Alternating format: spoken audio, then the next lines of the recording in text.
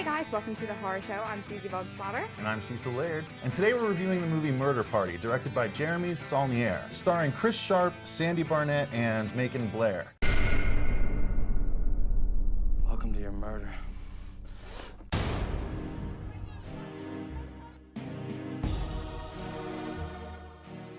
This is the party. We've been planning this for weeks. The invitation said murder party. If some jackass is dumb enough to come here, then he deserves to die. Look, I don't think we actually thought someone would be stupid enough to show up. So white male is perfect. Think beyond splattering blood on canvas. When our masterpiece is complete, and the coroner's report is back in, it will read the cause of death. Art. Happy Halloween. Murder Party is, I would say, kind of a comedy of errors as far as a horror movie goes. It's less scary. Again, we're doing sort of a different selection of movies this time. They're not all going to be super duper scary, but they are still horror movies. So this one is sort of more of a horror comedy. It's almost sort of like if the Keystone Cops ever made a horror movie. Like, this is kind of the way it would go. That's kind of the best way to put it. It's pretty short. It's 80 minutes Yeah, it's long. only about an hour and 20 minutes long. And basically the story is, it starts off with this lonely guy. He happens across this Halloween invitation that's just floating around on the streets. And it just says, come to the murder party. And he's like, well, you know, it's Halloween. He doesn't have anything to do. He goes home.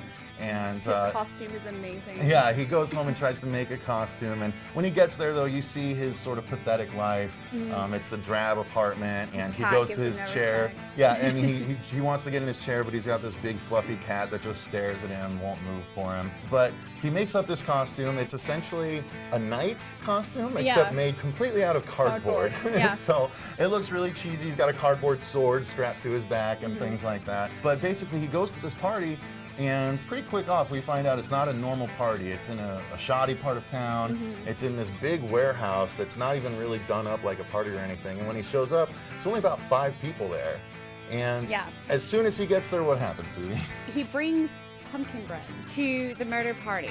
And everyone's just kind of like, wow. And then he finds out that it's actually, it's a murder party. They jump him, tie him to a chair as soon as he walks through the door. It turns out they're a collective of artists that are trying to come up with the most creative and artistic way to dispatch of this guest. They had no idea if anyone would show up or not, but they have this idea for a grand design, and as soon as they've got him tied up, they tell him this, and then they all start bandying about ideas about, okay, well, how do we want to do it? And they start talking about this mysterious Alexander that's going to show up, and you know, they want to be able to impress him with their ideas of how they're going to murder this guy. But pretty quick after that, even before Alexander shows up, something kind of interesting happens. One of the girls starts to eat the pumpkin bread. And then she says, are there raisins in this? Are there raisins? Are they organic?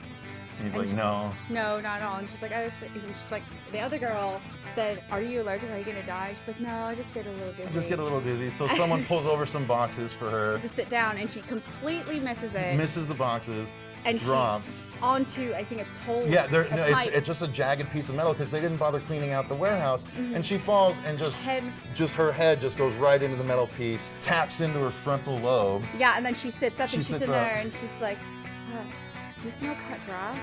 and then you see the blood just gushing out of the hole, and she just falls over dead. Yeah. So he accidentally kills one of them with the raisins in his pumpkin bread. And so that sets the tone of the movie. Like, all these things, like, they're trying to murder this guy, and Alexander shows up, and, you know, they're trying to impress him, and he's this sort of snobby kind of guy that's got his henchman with him, that's his drug dealer. And then they all sit down and they try and play a game of Extreme Truth or Dare, where they all get together, and Alexander pulls out the truth serum, like the sodium pentothal, whatever it is. And they inject everyone, and they have this serious game of truth or dare, and they all tell these embarrassing things about themselves and things like that. But like, everyone's bisexual. Yeah, I know. One guy's in love with one of the girls and all this silliness. But the rest of the movie unfolds where they start to try and kind of kill him, but he gets away. Yeah, in one way or another. So they're eventually, at one point, they're talking about what they want to order for food, and they're all just like arguing about it. They argue about it, And then they finally realize that he's gone. He got away. They're like, damn it! Yeah. So they start chasing him around the warehouse, and he gets himself into a closet, and it leads itself to one of the funniest moments in the movie. It is my favorite part. You think it's going to be a total kind of like MacGyver moment because there's so much stuff in there the that closet. he could, possibly use. Fashion to a weapon. Right, make something for his escape. And then they cut to outside the closet where everyone's waiting for him. Yeah, and then he comes out and he just has random got an armful. crap. And then it's totally something I would do. He has an armful of crap and he just throws it at him and then he runs away. Yeah, just throws it on the ground in front of him. Nothing fashions together. It's just a bunch of crap that he just distraction, and just throws it and then runs away. It seems semi-low budget. The cinematography is good, but it's not super special. The production design, it's just the warehouse. It is still pretty good, yeah, for what it is. But production design's pretty basic. The acting's okay. I thought Alexander was a little over the top, but I guess he was playing his own character. Right, and everything else, for what it was, again, being low budget, the acting was good for it, again, it wasn't over the top. Everyone was convincing, but the fun starts happening when the people that are there to murder him start to die off in various accidental, sort of silly ways.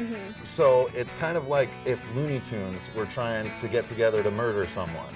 Right. They just end up hurting themselves and doing all this stuff. So it's funny, it's almost like a live-action cartoon in that sense, with a horror bent. We're not going to tell you exactly how they start dying off, because that's in the spoiler territory, because those moments are funny and surprising and things like that. So if you want to check out the spoiler, you can check out this episode right here, or just click the link once this one's done. But yeah, all in all, Murder Party was a fun little movie. Yeah, it's definitely something that, at a party or something like a Halloween thing, you just put on repeat in the background. Because it's something you're going to, grab attention. It's short. It's not too bad, and you can get through it quickly, and people laugh at certain things, and out of context, it's funny, so they don't have to sit down and watch everything to really get it. So. Right. So check it out, you guys. Murder Party, definitely worth a watch. So thanks for watching. We appreciate it.